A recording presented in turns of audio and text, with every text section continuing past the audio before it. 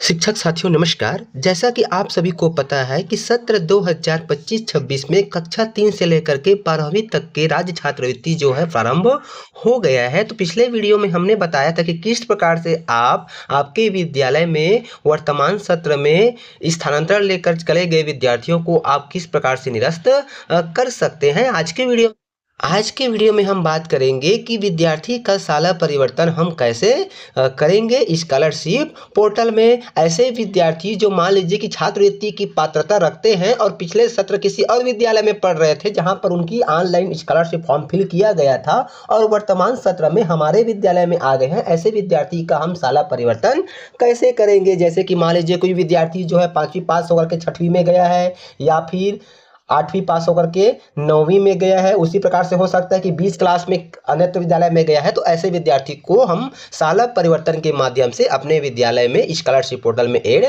करेंगे। उसके लिए हमको जो स्कूल स्कॉलरशिप की ऑफिशियल वेबसाइट है उस पर विजिट करना है। इसका जो लिंक है यहाँ पे आपको दिखाई पड़ रहा है कि schoolscholarship.cg.nic.in पर टाइप कर हम सर्च कर लेते हैं तो हमारे सामने ये लॉगिन वाला पेज दिखाई पड़ जाता है। उसके बाद यहाँ पे देखिए आपको दो लॉगिन दिखाई पड़ता है, एक है उपयोगकर्ता लॉगिन और दूसरा है विद्यार्थी लॉगिन। तो हमको ये उपयोगकर्ता लॉगिन में ही अपने विद्यालय की यूजर आईडी और पासवर्ड के थ्रू लॉगिन कर लेना है।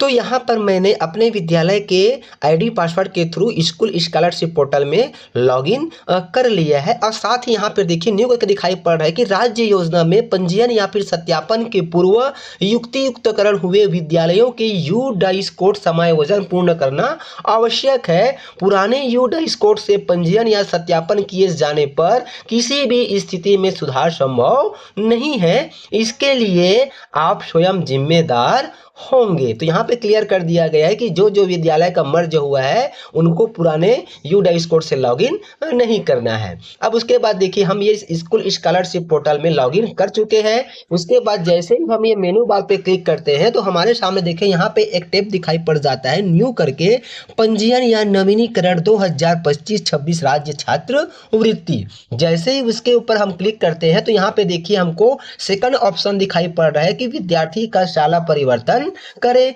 पहले ऑप्शन के बारे में हमने पिछले वीडियो में बता दिया है। तो जैसे ही हम विद्यार्थी का साला परिवर्तन पे क्लिक करते हैं तो हमारे सामने इस प्रकार से पेज दिखाई पड़ जाता है। यहाँ पे कह रहा है विद्यार्थी का साला परिवर्तन करने हेतु एंट्री फॉर्म शैक्षणिक वर्ष 2025-26 और विद्यार्थी सर्च करने के लिए यहाँ पे आपको विकल्प चयन करे का ऑप्शन दिया गया है। तो जैसे ही आप चयन करे पे क्लिक करते हैं तो यहाँ पे देखिए किसके थ्रू आप विद्यार्थी का डाटा सर्च करने के बाद अपने विद्यालय में ऐड कर पाएंगे, उनका साला परिवर्तन कर पाएंगे। जिसमें पहला है विद्यार्थी कोड, विद्यार्थी का नाम, खाता क्रमांक, जन्म दिनांक और है आधार नंबर। तो इसके थ्रू किसी का एक का उपयोग करके आप विद्यार्थी की डाटा यहाँ पे सर्च करेंगे, उसके बाद उनका आप साला परिवर्तन कर पाएंगे। चलिए हम यहाँ पे विद्यार्थी कोड का चयन कर लेते हैं।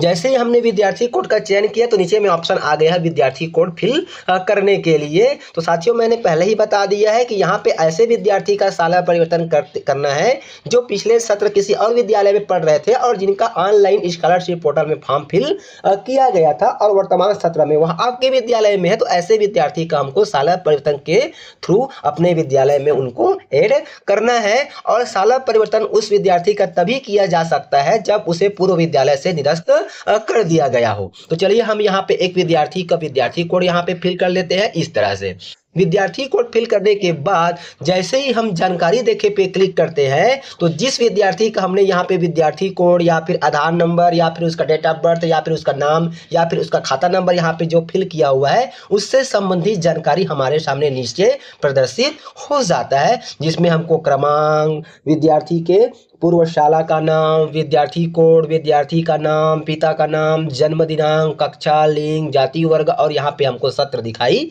पड़ जाता है। अब उसके बाद देखिए नीचे में हमको यहाँ पे दिखाई पड़ जाता है लास्ट में सिलेक्ट करें। तो जैसे ही आप पहले आपको ये तसल्ली कर लेना है कि जिस विद्यार्थी का आप साला परिवर्तन कर रहे हैं यह वही विद्यार्थी तो है। जैसे ही कंफर्म हो जाता है कि यह वही विद्यार्थी है तो उसके बाद फिर आपको यहाँ पे सिलेक्ट के नीचे में सिलेक्ट रेड कलर में दिखाई पड़ रहा है, उसके ऊपर आपको क्लिक कर देना है।